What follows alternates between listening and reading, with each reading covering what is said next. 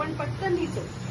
50 आकडा लिहिताना आपण पटकन लिहितो, पण आयुष्याची 50 वर्ष झाली म्हटल्यावर अचंबित होतो.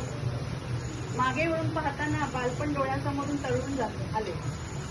मागे वळून पाहताना बालपण डोळ्यासमोरून तरळून जाते आणि आठवणीने त्या मन कधी हळवे होते. पण काळ नाही थांबत कुणासाठी, तो चालतच राहतो पुढे. पण काळ नाही थांबत कोणासाठी, तो चालतच राहतो पुढे. आणि चालता चालता शिकवतो वेगवेगळे धडे. प्रपंच, व्यवसाय, जबाबदाऱ्या तुम्ही सक्षमपणे निभावल्या.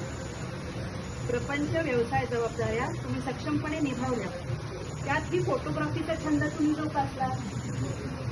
मुलगा, नवरा, वडील म्हणून आहातच तुम्ही A1.